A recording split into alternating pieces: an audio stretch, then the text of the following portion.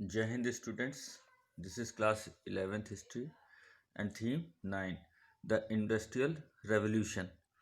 So, Industrial Revolution, as we know that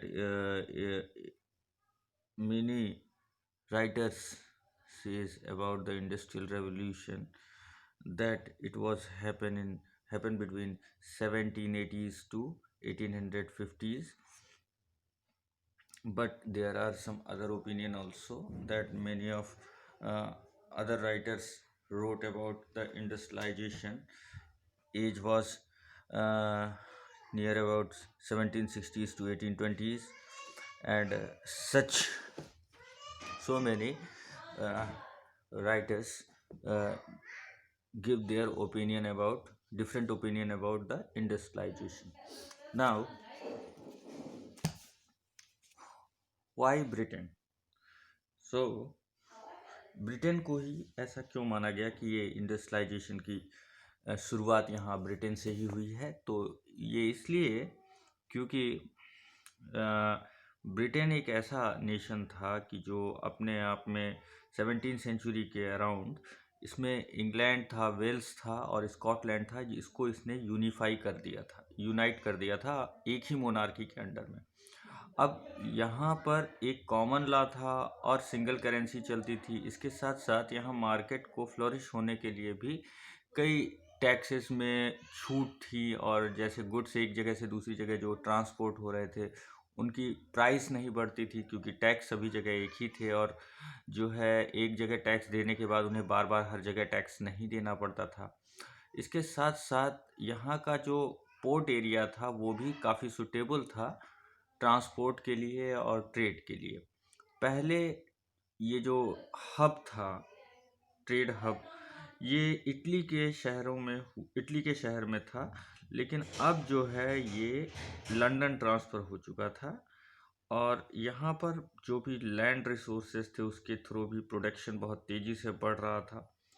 छोटे छोटे नए फॉर्म खरीदे जा रहे थे, और गांव की जो ज़मीनें थीं उनको जो है बड़े बड़े लैंड लॉर्ड्स अपने अंडर में टेक ओवर करते जा रहे थे। और यहाँ पर जो चरवाहे वगैरह थे उन लोगों के भी काम धंधे बंद हो गए थे इस वजह से, तो वो शहरों की तरफ मोबिलाइज हो रहे थे, तो जिसकी वजह से यहाँ पर इंडस्ट्रियलाइजेशन के समय इन्हें लेबर्स बहुत आसानी से भी मिल जा रहे थे। Now town trade and finance. So यहाँ पर इस बात को बताया गया है कि 18th सेंचुरी से यूरोप के बहुत से शहरों में जो उनका एरिया था और उनकी आबादी थी, दोनों में ही काफ़ी ग्रोथ हुई। जस्ट वो 1750 से 1800 के बीच में डबल्ड हो गए, और उसमें से 11 ऐसे शहर थे कि जो लंदन के थे, मतलब लंदन के आसपास के ही थे ब्रिटेन के। यहाँ पर ये है कि इन्होंने जो है ट्रेड के सेक्टर में ऐसा एक ट्रायंगुलर सिस्टम बना लिया था जो एमर्सडर्म कहा जाता है, तो जिससे ये England, London, Africa, West Indies के बीच में ट्रायंगुलर रूप से जो है ट्रेड करने में काफ़ी सुटेबिलिटी पा रहे थे।